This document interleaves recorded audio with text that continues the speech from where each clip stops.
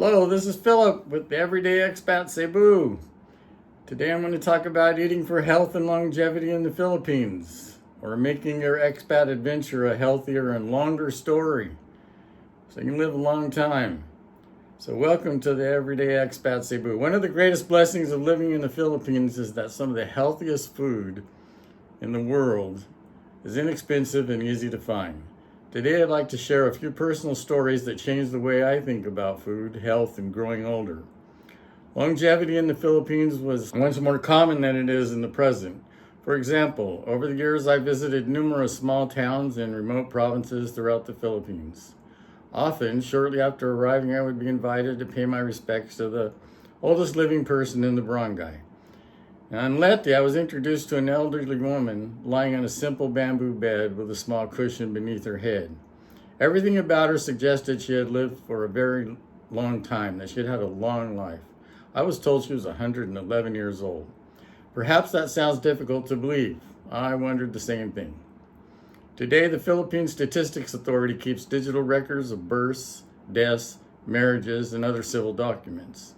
Years ago, before those records existed, many Catholic parishes preserved the history of the communities they served. Now, the PSA is remarkably efficient these days, including offering online services rather than and preferable to going to the PSA office in the heat and the long line and the crowd. I've used the PSA online services and they work very well, promptly and on time. I was surprised when obtaining my original marriage certificate from 1976. I needed the document and my first wife's death certificate to remarry. The Philippine government did an amazing job of digitizing all these old civil documents. But before then, at the back of most Catholic churches, there were shelves filled with large black record books, the kind that are twice as long as they are wide. These were only about 1.5 inches thick. Each one was carefully organized by family name. They recorded baptisms, marriages, burials, often spanning generations. In some cases, those parish records helped confirm the remarkable ages of individuals who had lived well beyond 100 years. Whether every claim was accurate or not, one thing impressed me deeply. Respect for the elderly was woven into the Filipino culture, and meeting these men and women gave me a profound appreciation for lives that had witnessed nearly a century of history. I can't tell you how many Filipinos lived beyond 100 years of age. I know even my first father-in-law, who fought alongside U.S. troops as a scout and translator, lived beyond 90. He died peacefully, holding his wife's hand, and said, "I'm tired now. I think I'm going to go." So I can tell you what I saw with my own eyes regarding longevity and the changing realities of life in the Philippines. For example, in the early 70s, obesity among Filipinos was remarkably rare. I traveled from Luzon to Leyte and saw only one obese person along the way. As a young Marine, I ran regularly in the tropical heat. Before long, my waist shrunk from 32 inches to 29 inches. I took my Levi jeans downtown to sell them at a used clothing shop, a ukay store. The owner looked at them, held them up, laughed, and said they were simply too large. There wasn't much demand for 32-inch jeans. That experience has stayed with me for more than 50 years. The Philippines I first encountered was very different from the Philippines of today. When people think about long-lived populations, places like Okinawa and Macau often come to mind because they are known for exceptional longevity. While many factors contribute to long life, one thing they have in common is a diet rich in fresh vegetables, seafood, and minimally processed foods. The encouraging news is that many of those same foods eaten in Okinawa and Macau are readily available throughout the Philippines. One of them is bok choy, a leafy cabbage that is inexpensive and easy to find in local markets and grocery stores. In both Okinawa and Macau, these communities of people living beyond 100, and Macau and Okinawa are known for this communities of longevity. It's just amazing that they can live so long. So bok choy is one of their major foods, and you can eat it every day here in the Philippines. Another is sea grapes. It's a delicious seaweed that has long been valued as a nutritious food throughout Asia. You can buy it at your local Philippine market. I want to challenge you to train your palate. You can train your palate. I know as Americans we ate a certain way, or Canadians or Europeans, wherever you came from, and it's hard to grasp the different tastes that you're engaged in, and the different smells, and the style of cooking. But I want to challenge you to train your palate. I remember the first time I walked by a bunch of large fish hung on a fishing line drying in the sun. The smell was unpleasant. Later, when I tried dry fish, it was not on my list for consuming regularly. However, after a while, awakening to a crowing rooster, a quick morning shower, and the smell of breakfast, including dried fish, it became normal for me to eat dried fish.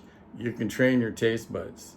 You can learn to like eating dried fish, but you'll need a little effort. You're gonna have to eat stuff you're not familiar with. I bet your first beer wasn't that grand. You trained your palate, and then you got to where you liked it and craved it. Okay, now another that vegetable that grows here that is good for you is ampalaya, or it's better known as bitter melon. Bitter melon requires some palate training, and some scrambled egg with slices of tomato mixed in can soften the initial bitterness. Ampalaya supports liver health, heart health, helps digestion, and it can lower your blood sugar. So Filipinos know this, and Filipinos that have blood sugar problems all consume ampalaya on a regular basis. I have a friend that's now in his 80s, and he's had blood sugar since he was middle-aged, and he eats ampalaya regularly. I'm certainly not a nutrition expert, but after living here for many years, I've come to appreciate how many healthy choices are available if we're willing to make them. One of my favorite memories takes me back to the 1980s when my family was living in Leyte. Our helper walked out into the front yard one morning. She began picking the tender branches from a tree growing beside our fence. I was about 26 years old at the time. I wondered what she was doing. There's this Filipino girl out here, she's bringing it in the kitchen. What are we going to do, eat the trees? A few minutes later, after she got washed the leaves and added them to a pot containing eggs, garlic, and other simple ingredients, she had malunggay soup. And that was my introduction to malunggay. It was a long time before I learned and appreciated the value of eating malunggay. Today, malunggay is recognized around the world as one of the most nutrient-dense plants available. It contains vitamins, minerals, antioxidants, and has been studied for its potential to support healthy blood sugar, blood pressure, and overall wellness. The Koreans love malunggay. People grow malunggay here, smash it up, they make it into a powder, they put it in capsules. The Koreans all go after the malunggay. I mentioned in an earlier video that both malunggay and bangos, the milkfish, contain tryptophan, that chemical that boosts serotonin production. Serotonin is used as an antidepressant drug. So get happy, eat malunggay soup and bangos often. Of course, seafood contributes to a healthy diet, so I'll share a few of my favorites. If you've never had panga, the meat from the jaw bone of a large tuna, it's delicious. Or as the Cebuano would say, lami oy. The Tagalogs would say masarap. And over in Leyte, they would say marasaman. So, panga, it's really delicious. The tuna belly is tasty too. Another one of my favorite and healthy dishes is kinilaw. Raw tuna with a mixture of cucumbers, coconut milk, ginger, lemon, and some folks like to add peppers, but I just skip the peppers. Fried bangos remains my favorite breakfast dish. I first ate kinilaw at a beach party and didn't even know it was raw tuna. It was so well prepared, I thought the meaty chunks of fish had been boiled. Another pleasant memory was eating slices of raw salmon at the breakfast buffet at the Hard Rock Hotel in Macau. Unfortunately, the hotel was sold around the time of COVID and rebranded. So you can't go there and get raw salmon, but salmon is sold here in the Philippines in a lot of places. Landers has a lot here in Cebu, and it's not so bad. The price is pretty decent. Stuffed with vegetables, grilled squid is good. It's an option for protein. A lot of people worry about, especially meat eaters, that like, I've got to get protein. There are things here that will provide your protein. Granted, it doesn't have the same degree of provision as meat, but it can come really close. So, for instance, per kilogram consumed, squid is equivalent to providing half the amount of protein and an equal amount of beef. However, my favorite fish, bongos, offers a 90% equivalency to beef for supplying protein to the body. So, a healthy prostate is important for us old expats. And for this reason, you need to eat the following shellfish. Everybody knows about oysters. They got that high zinc content, which is essential for the prostate. Mussels, likewise, are an excellent option.